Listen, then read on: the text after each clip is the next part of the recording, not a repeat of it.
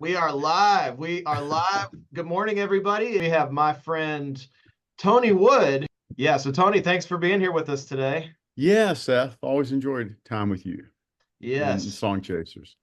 yes. So we're gonna be diving in with Tony to the thing that he is an absolute ninja black belt at, and that is lyrics. Hmm. Tony, you may not even remember this, but you were one of my first co-writes in Nashville.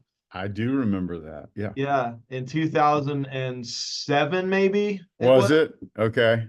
I think we were over at the Brentwood Benson, Yeah. which was Provident, I guess. And So he, many I years mean, and so many songs in those walls. My gosh. Met so many. met some great people through that. Yes, yes. So yeah, so for those of you guys who are on here, I'm sure you'll have lots of burning questions as Tony is teaching, as we always try to do on these sessions. Make sure you're writing down your questions, save them up till the end. He may have some time in the middle to take Yeah. a few popcorn questions as well, but we definitely will have a dedicated Q&A at the end. That's So great. so yeah, without further ado, I'll go ahead and just turn it over to Tony Wood. Everybody, once again, thank That's Tony for being on with us this morning. that's great. Thanks, Riley.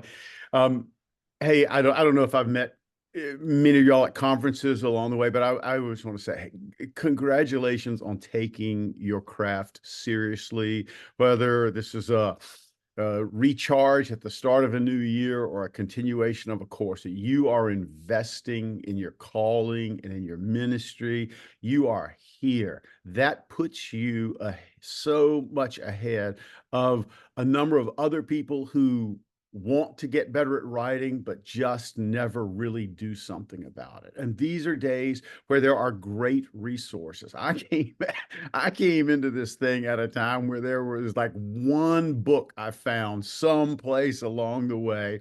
But these days, with podcasts and conferences and books and so much online, and you guys have found a quality resource here. So congratulations for what you're doing for yourself. A little bit of background to kind of help you get to know where I'm coming from, because anytime you hear somebody talk about something, it's like, well, why are you passionate about that? I grew up in a small tobacco farming town in Virginia.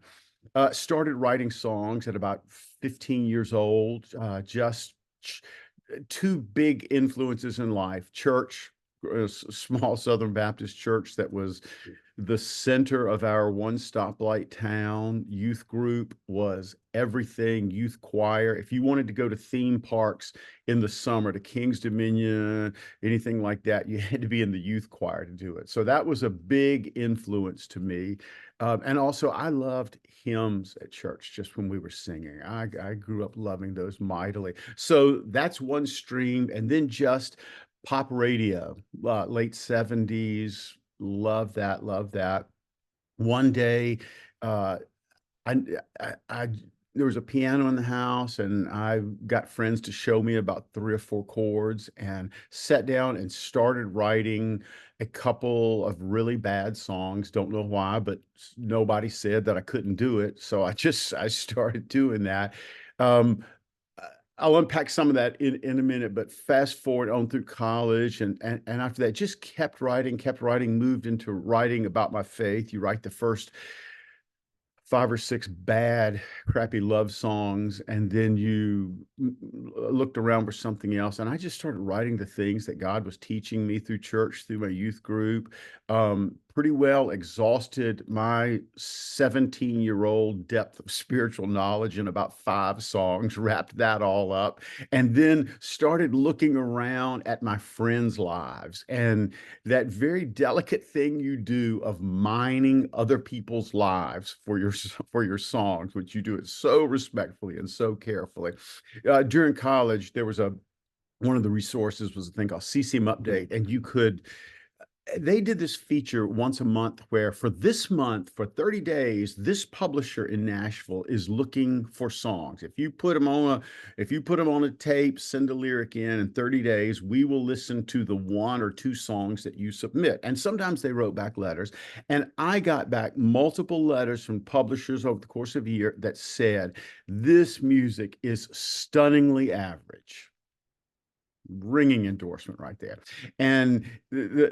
But they also said, also, your lyrics are just slightly less average than your music is. Um, I'm an optimist by nature, and I heard a compliment in there, and it kind of made me do a little course adjustment at that point because I couldn't find people to co-write. Nobody in college with me was wanting to co-write, and I thought, well, I really am passionate about the lyric part of thing. It is the words of songs. If I could do one or the other, what do I want to do? And I really get excited about what is the message, what is the truth behind this.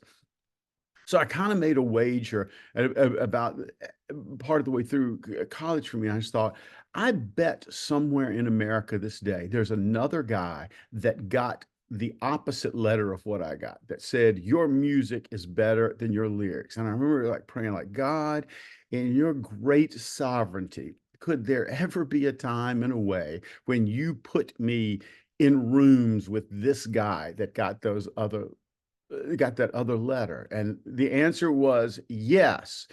Of course, it would not be on my timetable. It would be 8 to 10 years later before I could finally start meeting those guys that got that letter. But he was good and he was kind. And but like I said, not immediately. So I just plowed on writing lots of lyrics. I grew up knowing that Elton John and Bernie Taupin, that's the way that they wrote. Bernie writes a lyric, puts it on sends it to Elton. Elton puts it on the piano and just starts singing that. If you go back and look at that catalog in light of that, you look at songs like Benny and the Jets, it makes you go, what was up with that? That he sat down without melody and went, hey kids, shake it loose together. The spotlight's hitting something that's been known to change the weather.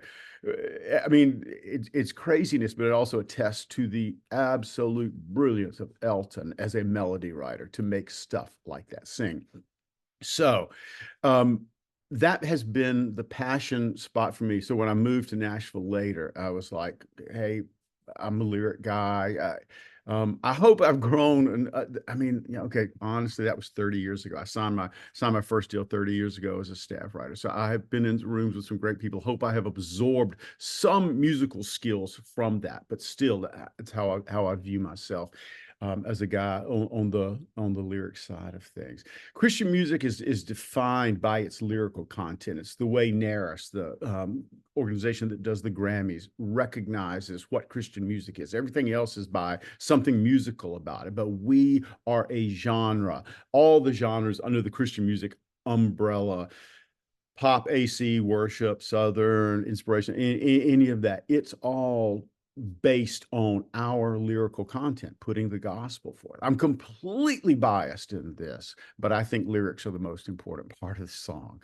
I know that's probably puts me in a minority there also, and I'm fine with that. I was talking with a co-writer recently, and we laughed about how in the Old Testament book of worship that we have, the book of Psalms, there are 150 lyrics, song texts we have that still endure, but not one melody endures. I think that's just something to cheer for song nerds like me, that there's something good in that for us. Ralph Murphy, who's a writer and a guy at ASCAP for a lot of years, said, what brings the listener to the song is the melody. You think about that when you're driving down the road. What caught your ear? That change, that lift, that something. What brings the listener to the song is the melody, but what keeps them is the lyric. And you know that for the songs that you have that 10 years later, 20 years later, are still those songs that you cling to. You were brought in through the doorway of melody, but you are still there because it speaks something deeply to you. Those are the songs that we want to set before us to write. Those are songs that I called like lifelines. They intersect with people at this place in life, and it gives them some hope to hang on to. Johnny Mercer, great writer, wrote so many Sinatra songs along the way, says it takes a lot of talent to write music, but it takes a lot of courage to write lyrics. to open up and say, here's that incredibly vulnerable thing that we do, that we, with every song we put out there, either to the world when it releases, or even in a writing room with somebody, just to say to them, hey, I have felt this way. Have you felt this way? Because the possibility of rejection is just built into that. So the just the braveness it takes to put that out. As people are interested in lyric writing, that's who you are. And again, I want to applaud that in you and say, welcome, brave people, to the pursuit of what you're doing. You're risking rejection of people going, nope, never felt that one. Next, and push the radio button and move along to the next song. And it's part of it. There will always be some of that, but maybe along the way, there will be these people who thank you for what you articulated that met them at a moment of life and gave them something to hang on to. I said when I started writing, um, I wrote crappy love songs at first, and I think that's the only real reason a guy ever picks up a guitar or sits down to the piano the first time. I won't say that about females, but I think I think that's true about me and all guys that I know. So my first song ever was "To Get." There was a girl in my youth group, and I wrote this really awful love song. It was tuneless, it was formless, it was a total mess. But I wrote "To Get," and not just wrote the song, but the very first song I ever wrote, I sat down at the piano at church one Wednesday night after people were gone, and I played it for her. Wow. I mean, that's either courage or total lack of wisdom. However, we dated for the next 18 months. So suddenly, like, this high school nerd guy had a tool in his tool belt. Put a pin in that, because we'll come back to that in a minute. When I said I wrote to get, to build a bridge, to make a connection. That's what we do. I want you to think for a second about the first song that you loved, that one that kind of was a pivot on the road for you. You suddenly became interested in songs, not just that song, but the possibility of what a song could do because it moved you. It told you something about yourself, I think, that you could not articulate yet. It shone a light into the darkness inside of you and said, look at that. It unveiled a little bit of emotional territory, and it led you just a little further along in your journey. Here's what I say. It named something for you. As a great song, it named something for you that you had not named before, and you felt a little bit more alive because this song said to you, hey, there's somebody else in the world that feels exactly what I feel. Man, that is a rich moment when you know that you're not alone in that. I've thought recently, there's this real irony that the first job mentioned in the Bible for Adam and it was what?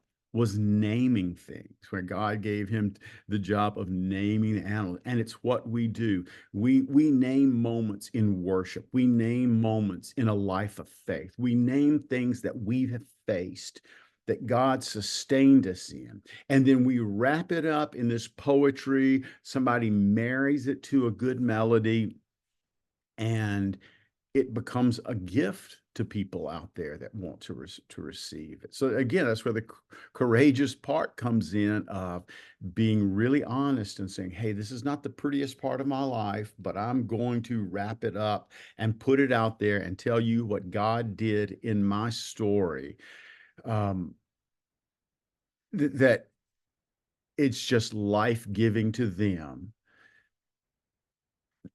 I mentioned that the first songs I wrote was writing to get. I want to talk for a second about this thing that I've come to see as the difference between writing to get and writing to give. we all start off at that place of the first really bad songs you wrote. You wrote hoping somebody would give you an attaboy for that, whether you played it boyfriend, girlfriend, husband and wife, best friend, kid, whatever it was. You hoped that they would say, "Oh, that's beautiful. Look at what you made right there." And that is a perfectly valid reason to write. There's no sin, nothing wrong in writing to get. You can have an incredibly long and successful career as someone who writes to get. Ed Sheeran and Taylor Swift do really well as songwriters who write to get. And we continue to give them money, concert tickets along the way. I think, though, in our calling as believers, we have this calling to write from a higher place. I think we all start writing to get, but at some place in your journey, you pivot into writing to give. I want to give hope to people. And I believe that hope is found in who Jesus is. I want to give people words of worship that they sing back to God.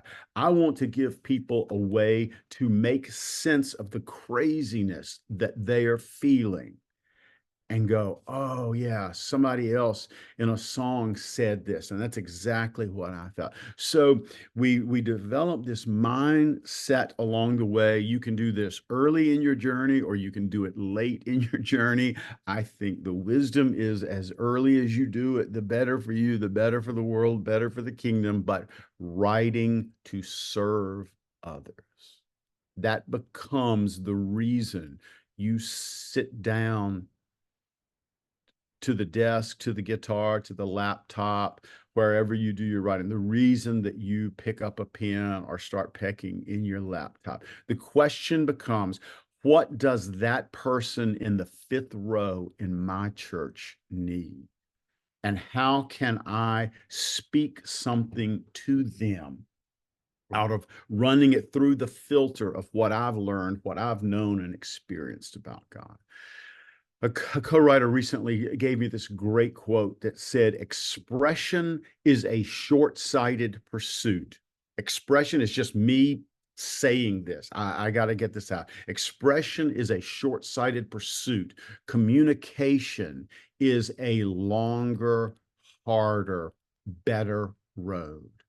Because with communication, you assume some responsibility for what the other person is hearing also. You, oh, they're not quite getting it. Then let me change.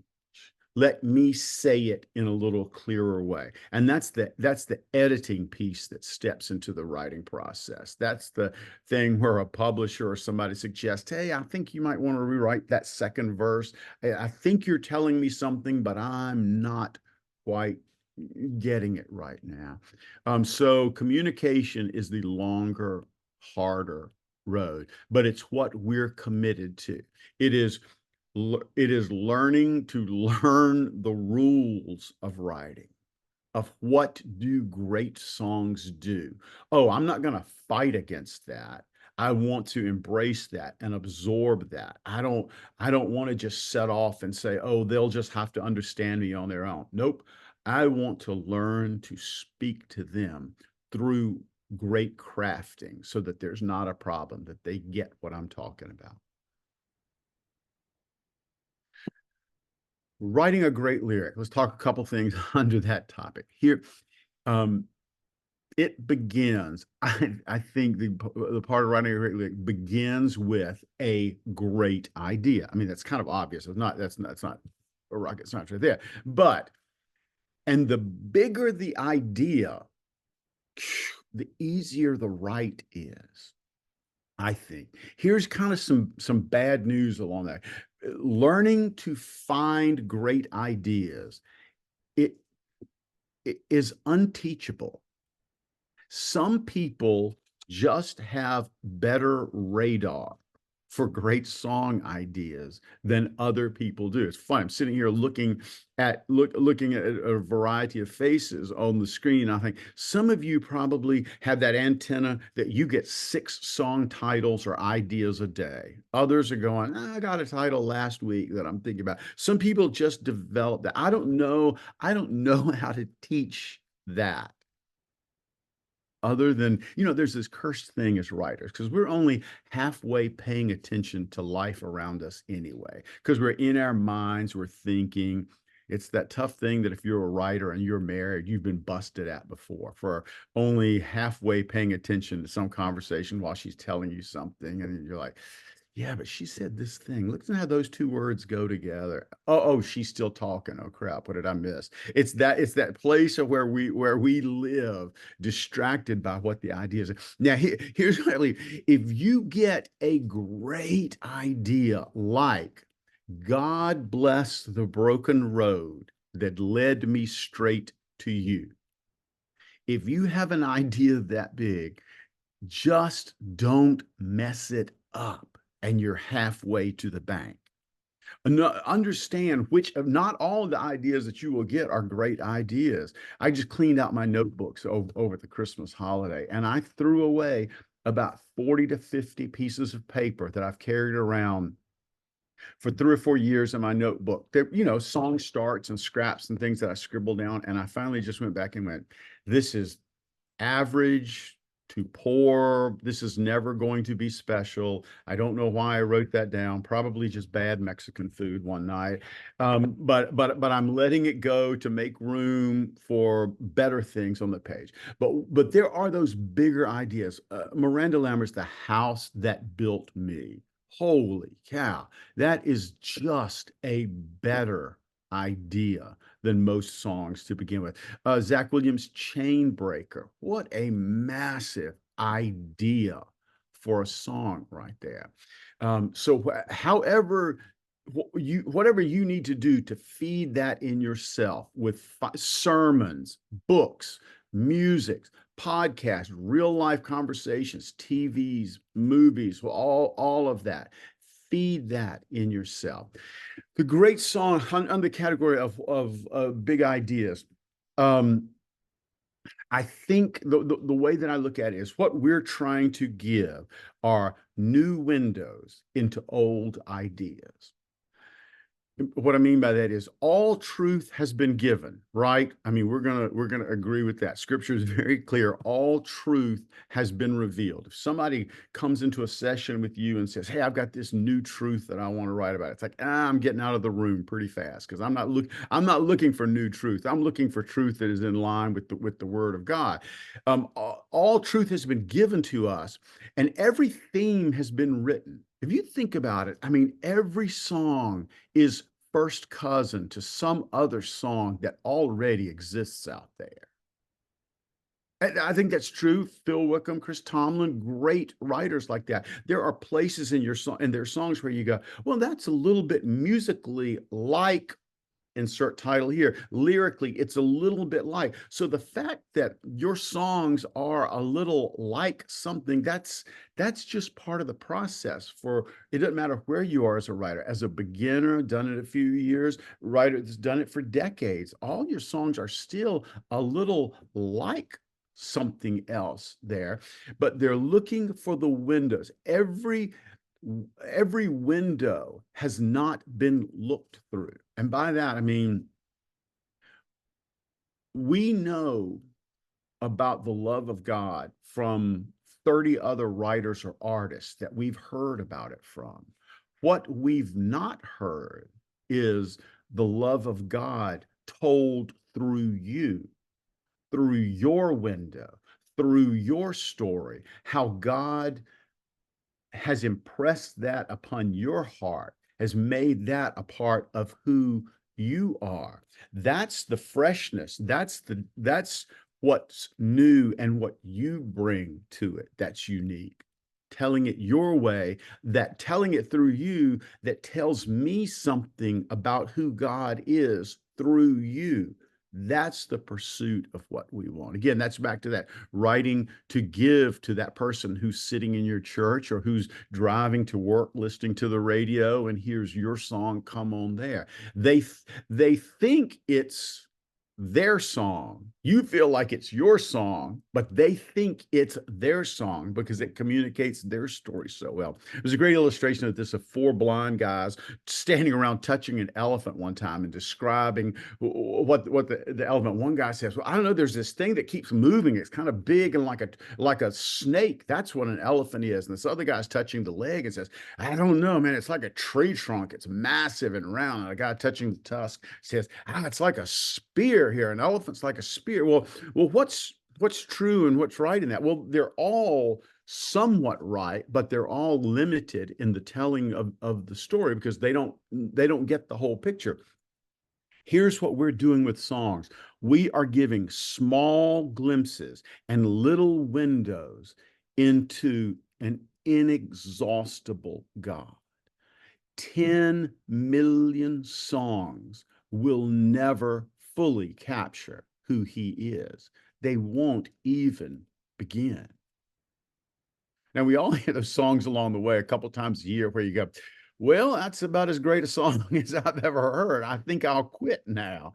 But that's just part of the process. And you bounce back from that and go, nope, I'm gonna keep picking up the pencil and try. I think about the songs that made you say, well, I've never looked at it that way before.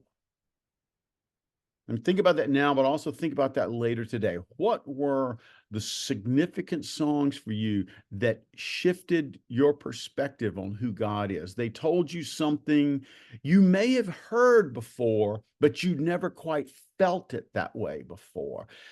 I feel that with I Can Only Imagine. Significant, massive copyright from the last decade or so. I knew about heaven, but we felt it differently with that song.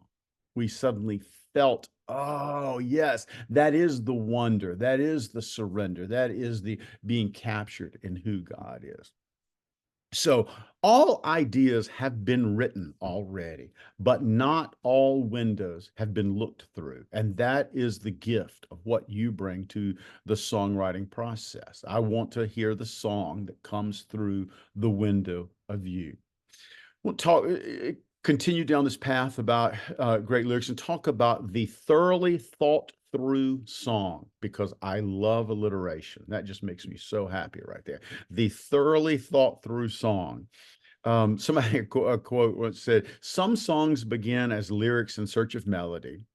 Others begin with melody only. Some start as a lonely effort in a solitary room and finish with the help of two or three others. And some kick off in a room full of writers, and then it kind of lands on one person later to finish. All I have to say, it doesn't matter how you start a song. There's no method or manner that's better. They're all unique and individual. We all have our comfort ways of starting it, but we're always open enough to what somebody else brings. Some of my favorite songs in my life and in my career were a buddy's idea that they walked in one day and said, I want to write a song about this. And just it kind of took my breath because it told my story or moments in my story better than some other things that I was writing. That's the beauty of the collaborative process. We get to do this. So it doesn't matter how the song starts. Jerry House, who was a DJ in town and a songwriter himself, had one of the best quotes on how to start a song. He said, my favorite way is to begin with a co-writer who has a first verse, a chorus, and a record deal. That's that place of real luxury when it can start that way. That's a really nice thing there. So it doesn't matter how it starts. There's that moment of inspiration, but you know that moment that for you an idea hits you. I always picture this because for me it's such a common moment of I got four daughters. They're grown now, but a lot of years on Saturdays, it was running them around everywhere, ball games, birthday parties, all this. And it was like the day that the week settled. It's chaotic and everything, but I'm driving them, and this idea that was in a sermon 3 weeks ago that I made a mental note. Oh, there's a song there somewhere. Um, it hits. It hits on a Saturday morning, 11 o'clock, riding around. Um, I've written songs on the I've written whole lyrics on the bench at a mall at some point because it just suddenly decides that's where the download is coming. But you're in your car, they're in the back seat, like, hey, be quiet for a second. I got to scribble something down. Where you pull over in a Home Depot parking lot. Maybe you reach in the back seat, grab a McDonald's bag out of the floor. Smooth it out, and you grab a pen and you just start writing it down. You write just, oh, look, line by line by line. Now, for you that are lyric writers predominantly, this is a feeling. Maybe for others of you, like you maybe only start lyric when you have a melody going on, but there's this thing of it's flowing. It is almost like this download that is coming through you. Oh, you're loving what you're getting. Look, oh, and it rhymes. Look at what a writer I am. Oh, this is great. Oh, and it's happening. And then there's this moment where it just kind of wraps up a little bit, like the pen kind of stops and you're like, oh, okay, wish I could finish this, but hey, we're a couple of lines short. And I used to think, hey, look at this song that I wrote. Now, when that moment of inspiration comes, now I feel like, hey, look at this stuff of a song that I wrote, because I am grateful to God when the moment of inspiration hits, when something is birthing itself and it's coming effortlessly. And it is that moment that we feel most alive. When something is birthing itself into this world through us, there is just something in the divine in that process. We love it. There is nothing else that is quite as alive as that. But that is only one half of who you are as the writer. You are the creative. The creative in you loves everything you write. The creative is great. The creative is necessary. Hear me say this, and maybe pass this on to your husband or wife. The creative must be pampered and protected. Now you're left to deal with the consequences of whatever they say back to you, because you said, hey, I heard a guy this morning say that. But the creative must be pampered and protective. However, he is not fully trustworthy. The creative has written it, but it is no good until you invite the editor in you into the process to decide what's good and what's not. And those are both parts of who you are. You are completely the creative, and you need to be completely the editor of what you write. There is the inspiration part of writing a song, but then there is also the perspiration part of writing it, and it takes both. And it's not equally balanced. Some songs can be 80% inspiration, and oh, look, and the editor comes in and goes, well, that's pretty good. Look at that. And others, 10% inspiration and 90% of just slugging it out, writing, rewriting. Every great song is an attempt to communicate one truth.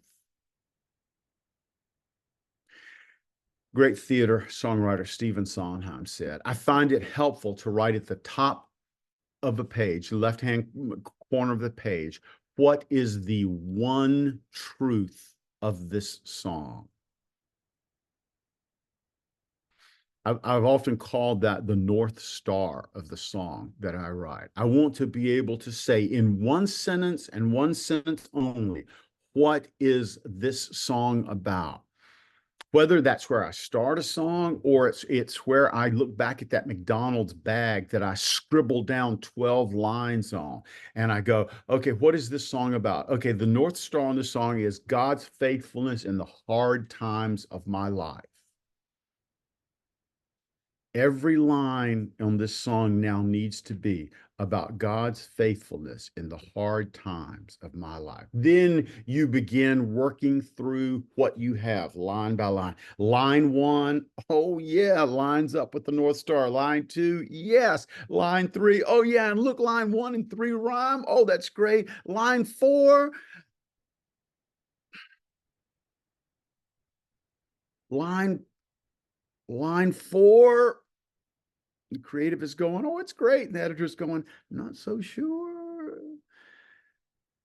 And then suddenly, in that moment of writing for you, it's that scene from cartoons that you've seen where the good little angel and the bad little angel pop up on your shoulders right there and sit. And the good angel says to you, this line doesn't fit the theme of the song. Oh, and you kind of know it's true. And the bad little angel says, yeah, but it's a pretty cool line. And the good angel says, but it doesn't fit the theme of the song. And the bad angel says, but your artsy friends will think it's cool. And the good angel says, but it doesn't fit the theme. And the bad angel says, your artsy friends will think you're cool. And now here's your moment of decision. This helps define who you are as a writer. It tells how serious you are about being a great writer, because in that moment, you have to decide all over again, are you writing to get or are you writing to give? And if you want to give hope and truth and comfort, then that line has to go. Because every great song is an attempt to say one thing and one thing only. It has that kind of laser focus from the top to the bottom.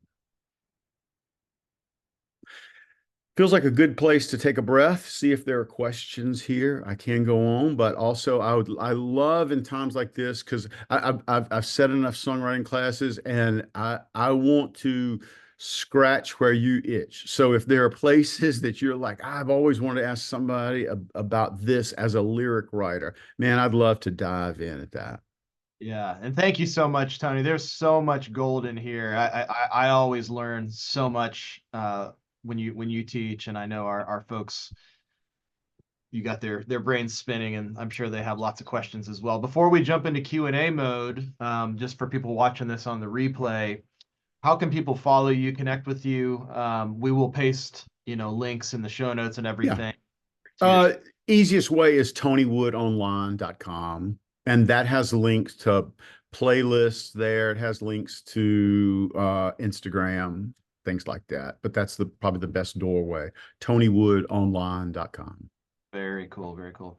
Well, let's open up the floor for some questions. So you can either type into the chat, or you can hit that hand raise, and we can pop over to you to unmute.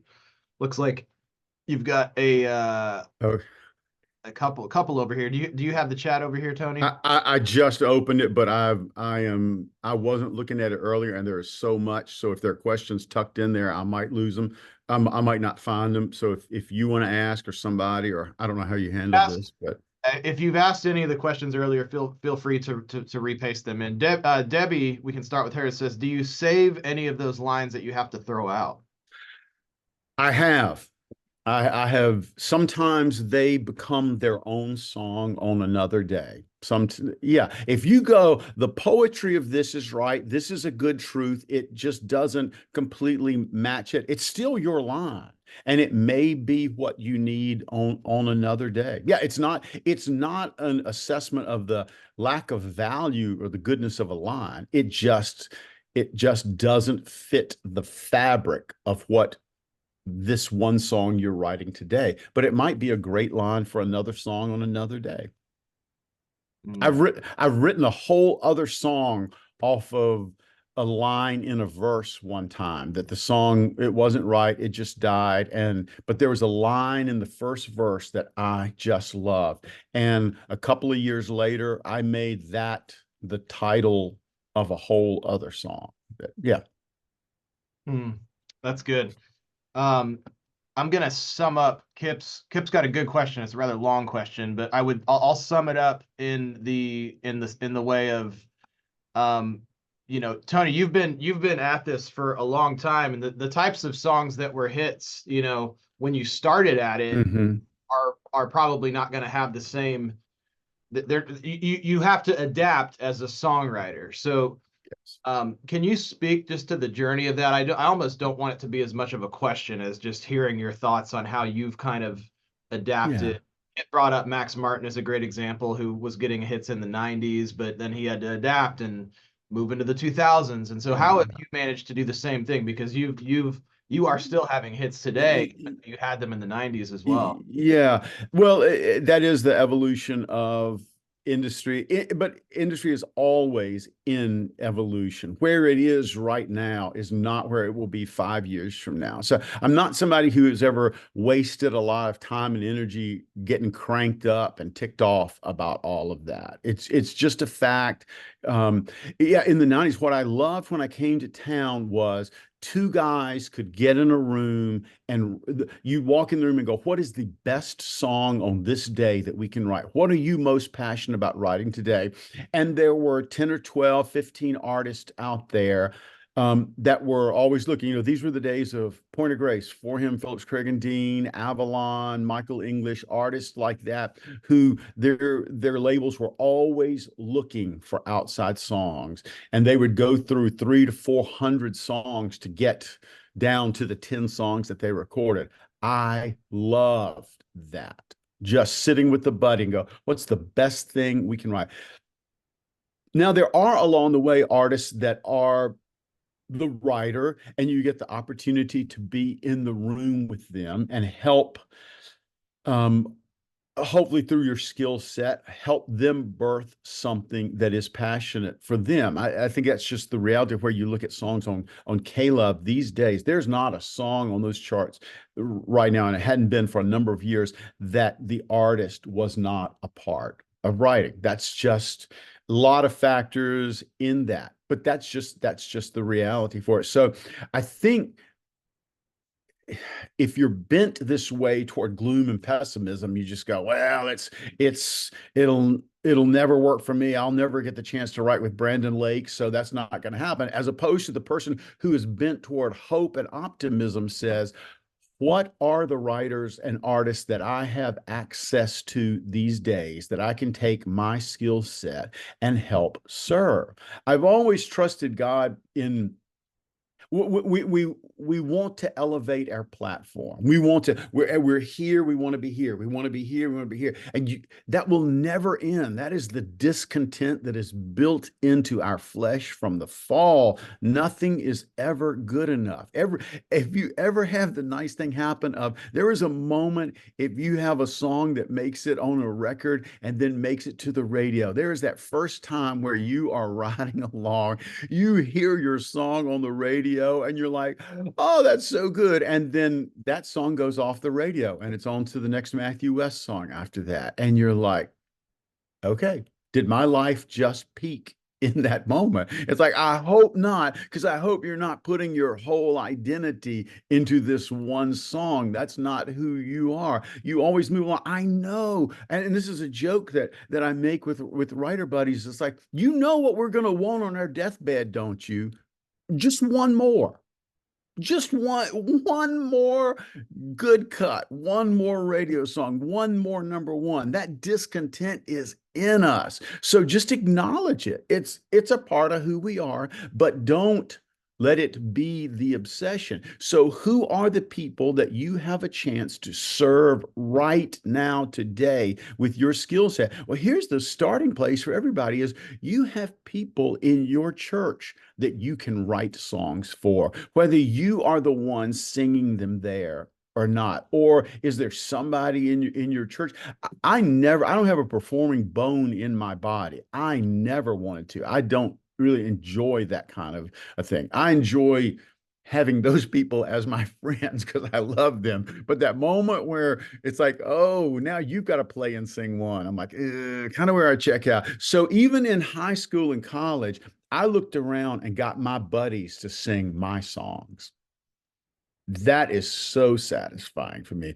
Who are those people that you know that sing that if you don't want to sing them yourself, what can you write for them to stand up and sing? Who are the new artists coming along? This town is always looking for the new artists. Who's opening up for some people in a concert near you, 2 or 3 hours away? That local, that regional artist who's just beginning, who would be honored if that you would want to take time to write songs for them. What are the opportunities on a small platform? And in God's time, watch him elevate the platform. But he's not looking for success. He's looking for faithfulness. We live like at the end of it all, he's going to say, well done, good and successful servant. And it's not that at all. He's going to say, well done, good and faithful. So that's kind of how I address the evolution of it is you just keep looking around and go, hey, where can I step in? Where can I step into it? Who can I serve? Yes, that's so good. And I think Kip, you kind of just summed it up in a great way, in terms of the evolution is, the songs and the songwriters never really change, but the artists and the styles and the trends go in and out of vogue. So all you can do All is all like, the time. So Seth, you've got to know that the music that you would have done 7 years ago is not music you are doing now. Sounds, everything about that is continuing to evolve. Lyrical things too. That's not a right or a wrong thing. The way one artist, I'm always studying how an artist that I'm working with says it. What is their language? How are they very real life, gritty, conversational, country furniture in their style, or are they inspirational and a little more lofty? Every artist has their language. Now, that doesn't mean that there aren't songs that multiple artists could do, but that is our responsibility as people who want to put the words on the lips of others. Well, we have to learn how to speak their language if we want to put words on their lips. yeah, so good, so good. Let's get into a few of these other, yeah, and great advice. Instead of trying to write for the top 10 country artists, try to write for the top 10 up and comers. That's Yeah. good from Johnny. Let's see. Well, this is cool. He says, never written a religious song, even though I credit God for this musical journey. This conversation inspires me to branch out and to try. It's awesome. Gosh, that's great. Love that, Johnny. Okay, let's look at just going through these lists. Doug asked, do you count syllables for every line of every song or defer to kind of what sings well? There's no right or wrong answer to that. There's a you need to be very aware of it, and it may change from song to song style wise. Now there are types of songs, clearly hymns. If you were to write, you look at the songs of like Keith and Kristen Getty, it is very precise generally 99% of the time. Hymns are very inspirational. Choir church music tends to be pretty precise.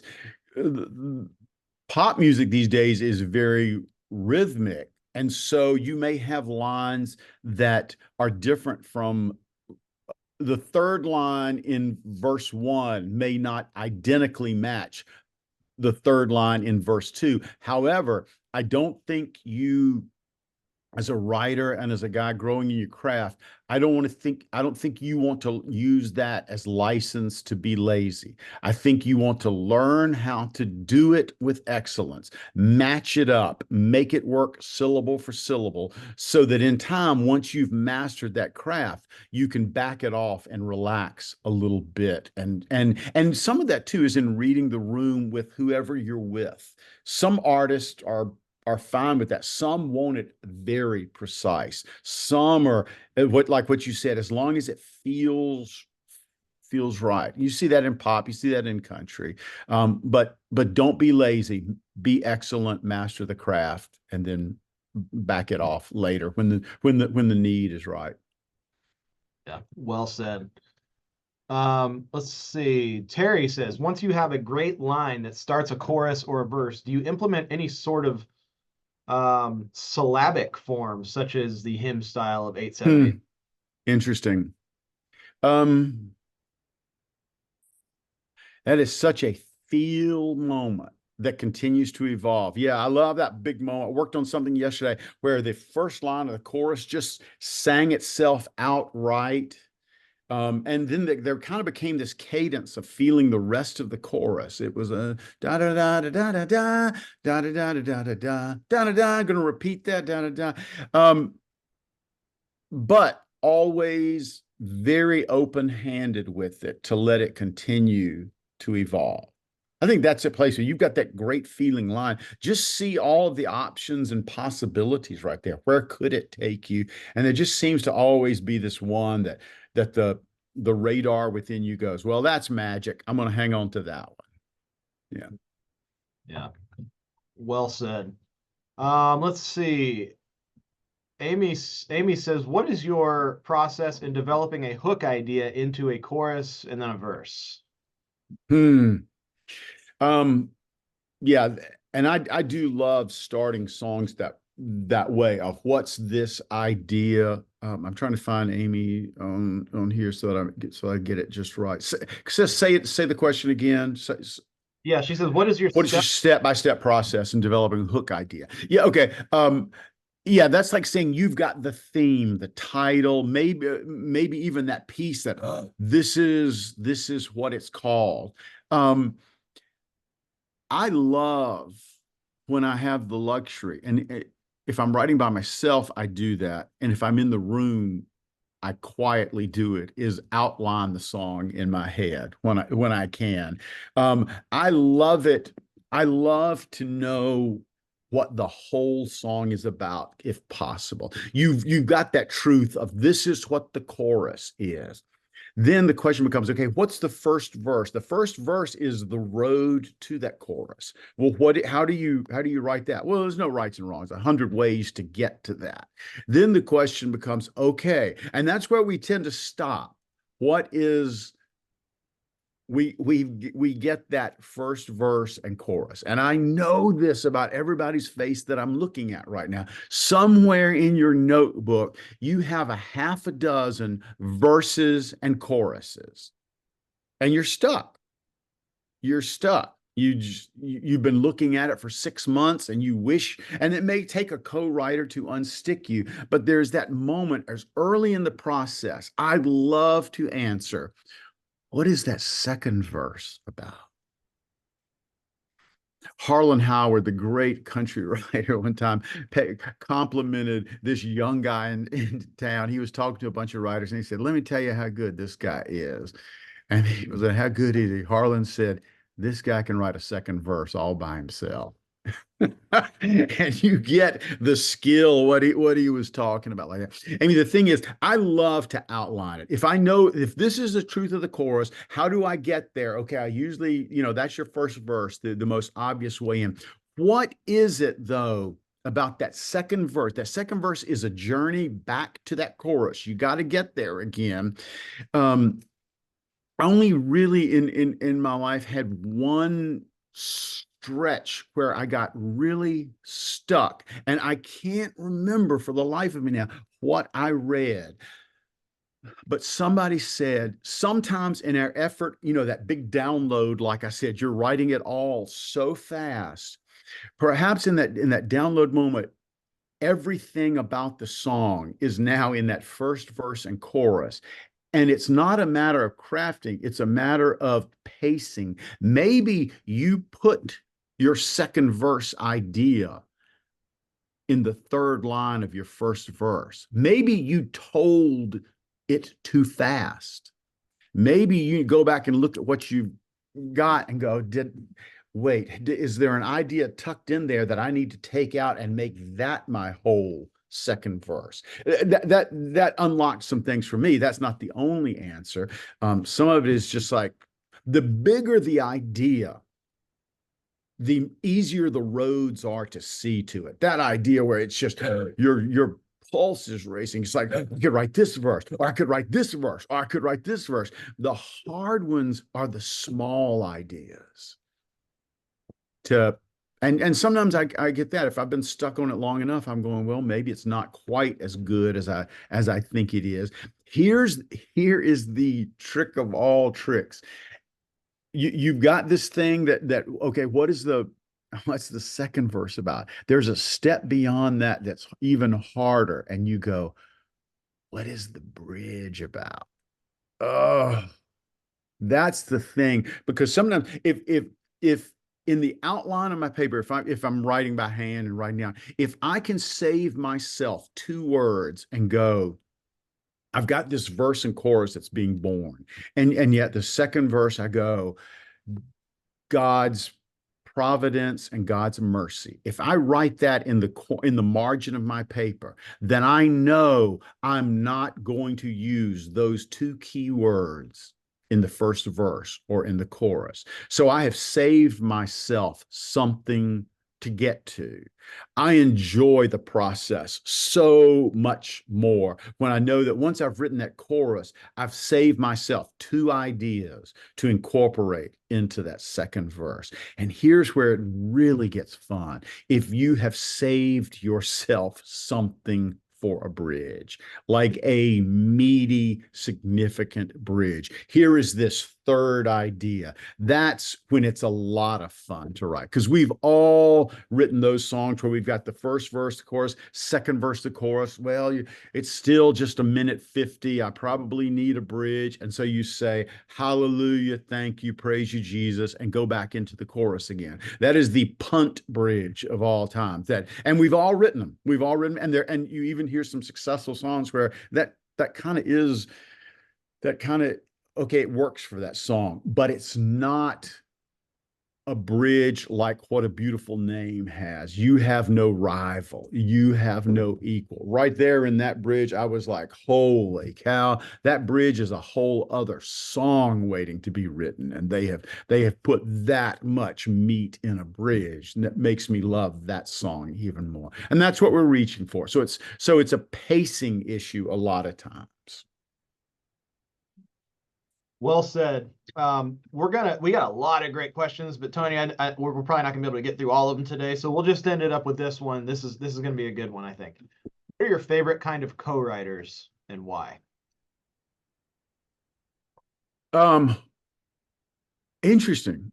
Golly, you know what? I get really excited about ideas. I've been surprised in sessions because I book some things for myself. Then my publishing guys put stuff on. You know, some days I wake up and look and there's strangers on my calendar, but I trust that's about something. I continue to I love ideas. So if I walk into a room and somebody goes, I've got this track, and they're playing, I'm moved by great pieces of melody.